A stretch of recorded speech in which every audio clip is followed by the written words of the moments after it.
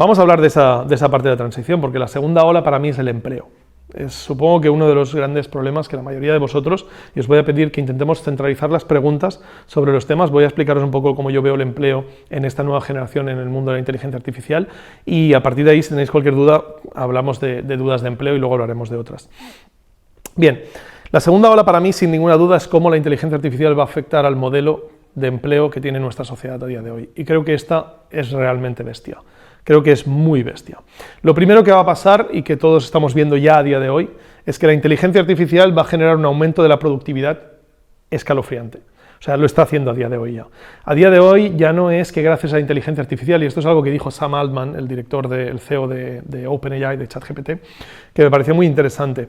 Cuando tú le das el doble de productividad a una persona, no es que sea capaz de hacer el trabajo de 2 personas, sino que probablemente va a hacer el trabajo de 3 o 4 personas, porque la mayor parte del tiempo que perdemos, o que dedicamos, lo dedicamos a comunicarnos con otras personas de nuestros equipos para ver cómo hacemos las cosas en equipo y que él pueda hacer su trabajo y yo pueda hacer el mío. En el momento que tú eliminas esa comunicación porque tú eres capaz de hacerlo de forma autogestionada, tu productividad se dispara mucho más allá del aumento o de esa duplicación de la capacidad de trabajo, con lo cual el aumento de la productividad es absolutamente increíble. No voy a dudar de que la mayoría de empresas sigan necesitando tener un departamento de marketing, pero ese departamento de marketing, en lugar de tener 20 personas, va a tener 2. Entonces, eso realmente va a ser, el aumento de productividad va a ser absolutamente increíble. Eso no quiere decir que se tenga que perder puestos de trabajo por ese aumento de productividad.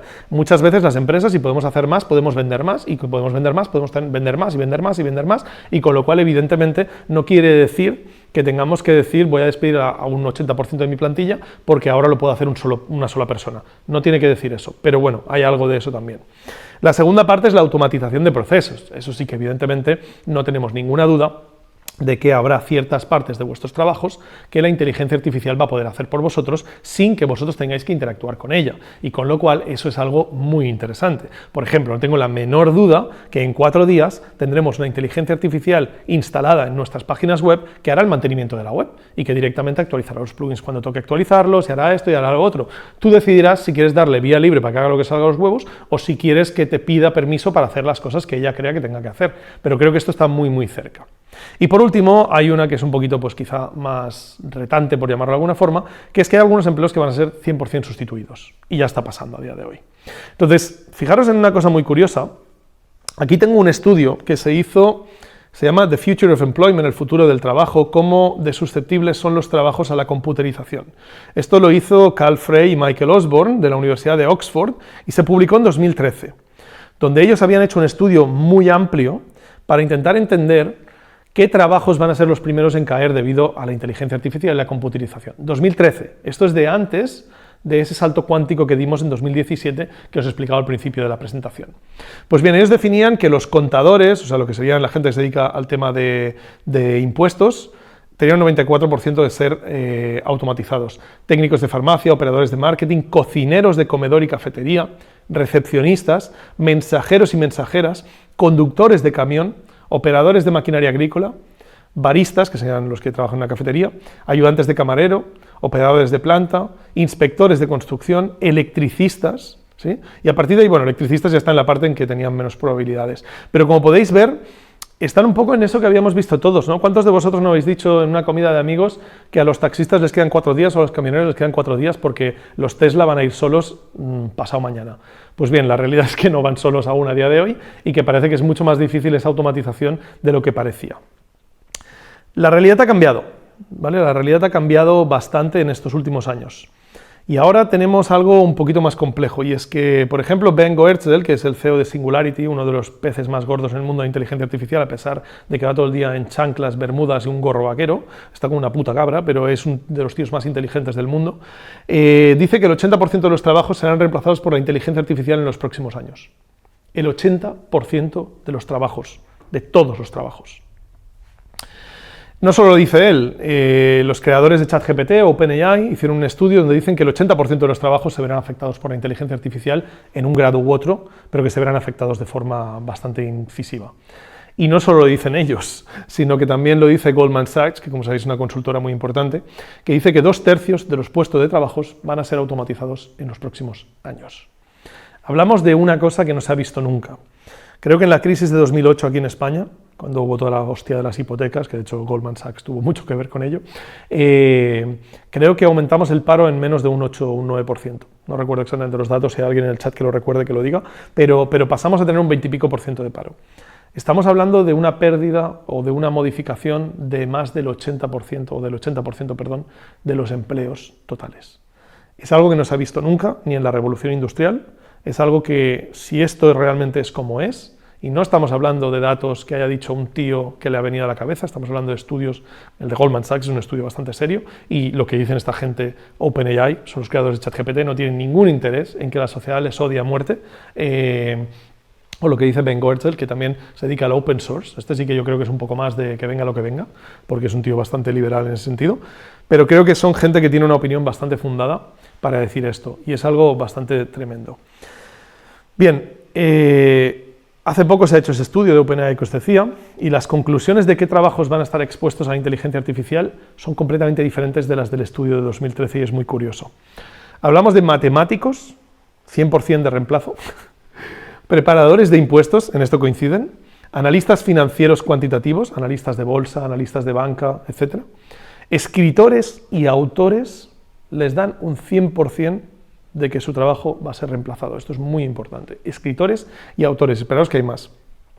Diseñadores de interface web y digitales, investigadores de encuestas, aquí ya bajamos a un 85%, los otros son 100%, no tienen ninguna duda de que van a ser automatizados. Intérpretes y traductores, esto ya lo estamos viendo ahora mismo, especialistas en relaciones públicas, esto es muy bestia, customer service, o sea, todos esos atenciones al cliente, a los que llamáis por teléfono, etcétera, va a ser una puñetera inteligencia artificial pasado mañana. Científicos animales, y ojo al dato con esta, 68%, poetas, liricistas y escritores creativos.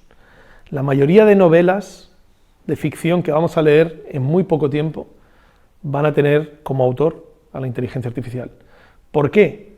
Porque la inteligencia artificial está especialmente entrenada en sonar como un humano y tiene la capacidad de crear cosas mucho más rápido, y no tengo la menor duda de que incluso mejor que un humano. No dudo que pueda haber escritores que vayan a ser irreemplazables, o que el estilo de un escritor concreto te guste mucho más, pero la inteligencia artificial va a desarrollar su propio estilo y va a desarrollar de una forma mucho más rápida la adaptación al mercado.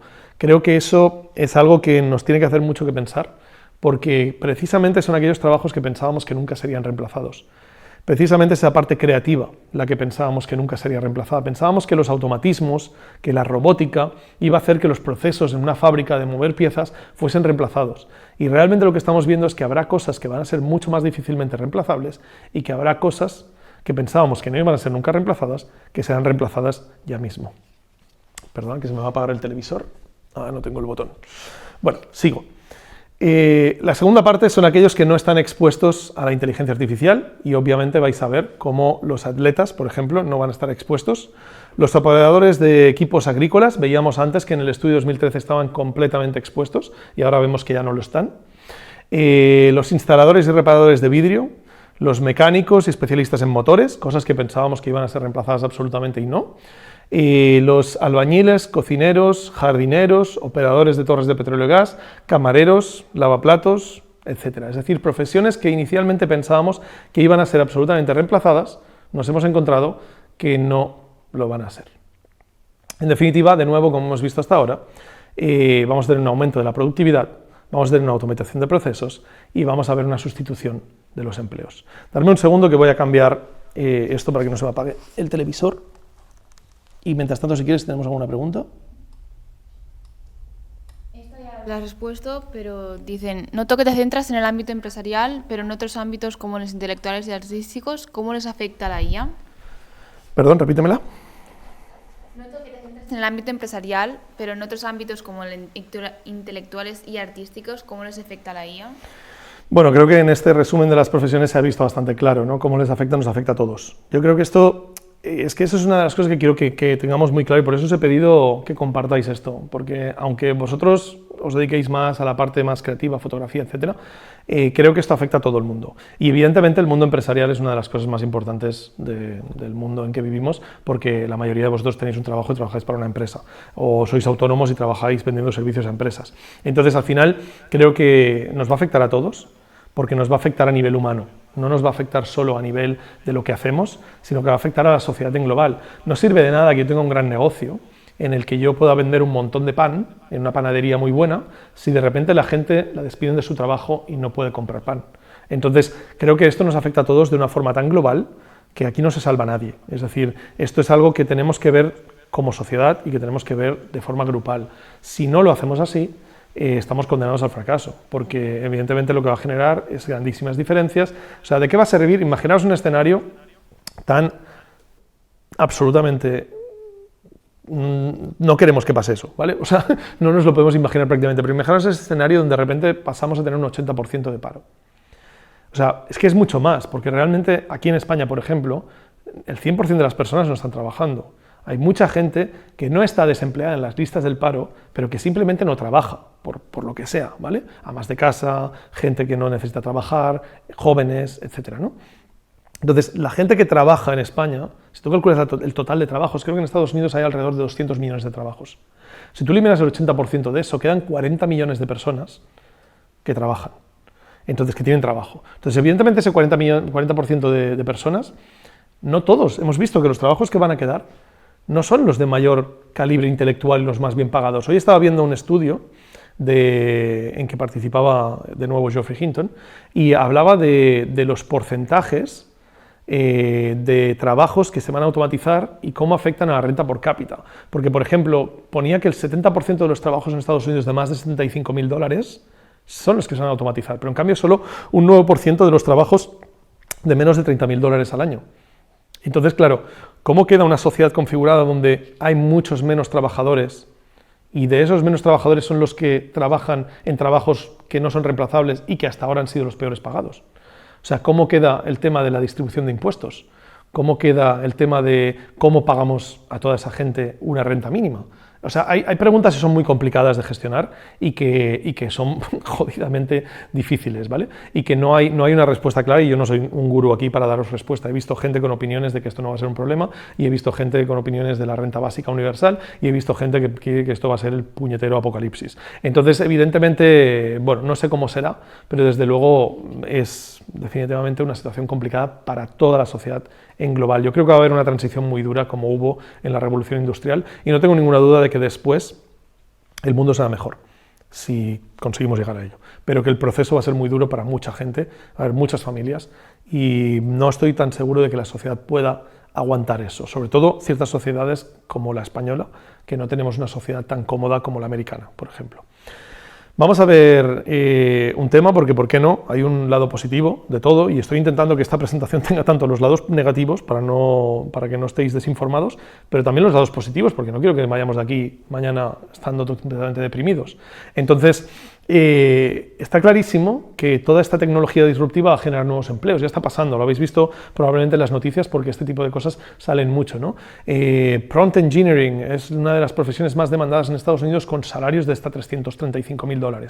Sí, es cierto, se están demandando nuevas profesiones. El otro día también salía una de las directivas de IBM en ese hearing de Estados Unidos delante de una comisión del Senado, explicando que su propio puesto de trabajo no existía hacía 3 años y que todo su equipo de trabajo, que son cientos de personas, no tenían esa función hace 3 años porque no era necesaria. Con lo cual, evidentemente, la inteligencia artificial va a crear puestos de trabajo, no hay ninguna duda. Va a crear puestos de trabajo, y probablemente puestos de trabajo que sean mejores y más recompensantes que algunos de los que va a quitar. Entonces, me he puesto a indagar bastante sobre este tema, porque creo que es importante, sobre cuántos empleos va a generar la inteligencia artificial. Y es difícil ponerle una cifra, pero hay un estudio que dice que hasta finales de 2025, y es un estudio, no recuerdo la fuente ahora mismo, pero es un estudio bastante importante y bastante serio, era una organización muy grande, y dice que hasta 2025 se van a crear 97 millones de empleos en el mundo, gracias a la inteligencia artificial. Son muchos trabajos, son muchísimos trabajos, 97 millones, que probablemente, obviamente, se van a centrar en los países más ricos, como Europa, América, Australia, Inglaterra.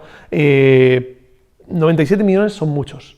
Y entonces, claro, te planteas, y esto es hasta 2025, esto es pasado mañana, o sea, estamos a mediados de 2023, quiere decir, en un año y medio vamos a generar 97 millones de empleos. Es una absoluta brutalidad, es una absoluta brutalidad. Va a haber como un pico de generación de empleo absoluto para aquellos que estén preparados, porque evidentemente van a ser pues aquella gente que sea experto en datos, no sé a qué coño se van a dedicar. Yo espero que sean muchos que se dediquen al alineamiento de la inteligencia artificial, que a día de hoy está muy desalineada, pero no sé cuántos van a ser. Entonces, bueno, lo tenemos que poner en perspectiva con cuántos trabajos se van a perder. Y entonces ahí vienen un poco las noticias que no son tan buenas. He visto varios estudios y todos ellos lo cifran entre 80 y 500 millones de empleos perdidos por la inteligencia artificial. Ojalá esté en el lado de los 80, porque 500 millones de empleos perdidos es una absoluta salvajada para la sociedad en la que vivimos a día de hoy. No sé si eso sería remotamente sostenible. Es cierto que la inteligencia artificial va a generar mucha riqueza, va a haber gente que va a ganar pasta a cubos, ya lo están haciendo ahora, va a haber gente que va a ganar muchísimo dinero y se están planteando cosas como por ejemplo hacer un impuesto a la inteligencia artificial. A las empresas que ganen pasta gracias a la automatización de procesos, ¡paca!, les metemos. Es complicado, ¿vale? Es complicado porque una empresa que quiera invertir en desarrollo, etcétera, tenga que pagar una tasa por hacerlo, pero puede ser que sea la única fórmula si la mayoría de gente no tiene trabajo. O sea, que es complicado y es algo que tenemos que ver cómo vamos a solucionar. Yo creo que es uno de los grandes problemas.